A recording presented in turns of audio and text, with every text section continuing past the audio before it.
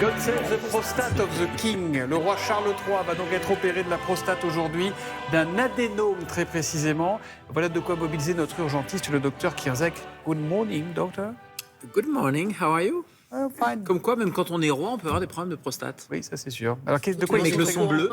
De quoi il souffre exactement le roi Charles? Et bien d'un adénome de prostate, vous l'avez dit. Alors la prostate, c'est quoi? C'est cette petite glande qui est sous la vessie, qui sert à sécréter le liquide séminal. Ça participe à la composition des spermatozoïdes. À gauche, c'est une prostate normale, c'est une châtaigne globalement. Une châtaigne, c'est une taille normale de prostate. Et puis à droite, on voit que c'est un peu hypertrophié, c'est un peu gros. C'est ça l'adénome de prostate. Et surtout, le petit canal, c'est par là que passe le pipi. Hein. Au-dessus, c'est la vessie. Et donc, pour faire pipi, il faut que ça passe dans le canal. Et si la prostate vient bloquer, on n'arrive plus à uriner. Et c'est ça le problème de l'adénome de prostate, c'est que quand on vieillit, et tous les hommes de plus de 50 ans ont ces symptômes-là, eh bien, le canal se rétrécit et on a de plus en plus de troubles urinaires, de retard au démarrage, un jet un peu faible, des mictions qu'on est obligé de répéter la nuit. C'est pour ça que les hommes se lèvent plusieurs fois la nuit, parce qu'à chaque fois, il y a ce retard au démarrage, un jet faible et la prostate qui se vide, la vessie qui ne se vidange pas. Et donc, du coup, il faut se relever plusieurs fois, parce que la châtaigne, elle devient parfois une orange ou parfois même un pamplemousse.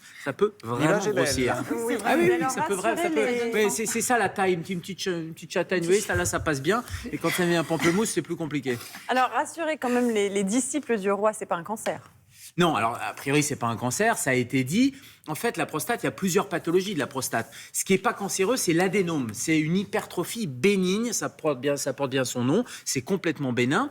Il peut y avoir une autre pathologie qui est un cancer. On peut avoir aussi un adénome et puis dedans un petit cancer. Ça, c'est relativement fréquent aussi. Et puis, il y a les infections de la prostate, les prostatites, ça aussi, ça existe. Mais là, d'après ce que disent les comptes rendus ou les communiqués médicaux sur l'état de santé, c'est plutôt un adénome bénin de la prostate. Et donc, il va bénéficier d'une résection. Alors, il y a plusieurs manières d'opérer la prostate. Gratter, c'est ça, Alors, soit on gratte par voie naturelle, je ne vous fais pas un dessin, mais on passe par les voies naturelles. Et puis, il y a les petits copeaux, c'est une espèce de petite scie qui va venir éliminer cette prostate. On passe par le zizi, quoi. Exactement, on passe par le zizi, par les voies naturelles, et ça va permettre, sous anesthésie, rassurez-vous, je vois Thomas qui fait des gros yeux. Oui, ça fait mal. Les messieurs qui nous regardent aussi, on compatit tous, on est tous solidaires.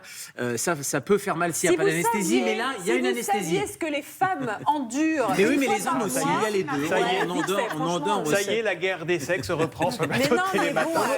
Pour le roi d'Angleterre, dont on ignore rien de l'intimité quand même. Mais il se trouve que la prostate, c'est que chez les hommes, et c'est sous anesthésie, soit générale, soit sous anesthésie loco-régionale, et c'est une hospitalisation qui est relativement courte, hein. C'est parfois même 1 jour d'hospitalisation jusqu'à 5 jours. Alors ça, c'est par les voies naturelles, et puis parfois il y a d'autres techniques chirurgicales en fonction de la complexité, etc., où ça peut être où on ouvre tout simplement le ventre pour aller enlever la prostate, mais l'objectif c'est d'aller libérer ce pamplemousse ou cette orange. Comment on sait si on a un adénome ou quelque chose de plus grave ou ailleurs à la prostate? Alors les symptômes, déjà, c'est-à-dire si vous avez des symptômes, ça sert à rien d'attendre, ça sert à rien de repousser, consultez votre médecin.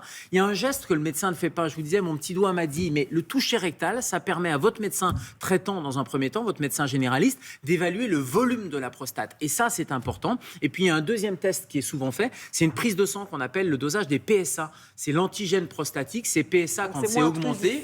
Ça permet, alors c'est moins intrusif, ça doit se faire à distance du toucher rectal. Il n'y a pas une petite radio qui pourrait, une sorte d'alternative c'est ça, la prise de sang. Non, mais ça fait partie de l'examen clinique. Votre médecin, il est là aussi pour s'occuper de votre intimité. Et c'est vrai qu'on a un peu perdu l'habitude finalement de palper les patients, de les examiner. Donc c'est vraiment un examen qui est relativement simple et qui se fait par tous les médecins. Le dosage des PSA, et puis sinon évidemment il y a l'échographie, il y a l'imagerie, il y a l'IRM prostatique aussi. Tout ça pour programmer ou pas une intervention chirurgicale. Et puis surtout, on souhaite un prompt rétablissement au roi Charles III. En tout cas, de ce qu'on entend, c'est pas très grave ce qu'il a là. Non, c'est pas très grave. Et j'allais dire, tous les mecs de plus de 50 ans, à un moment donné, vont avoir ces symptômes. N'hésitez pas à examiner Thomas. Et vont passer sur le billard un jour ou l'autre.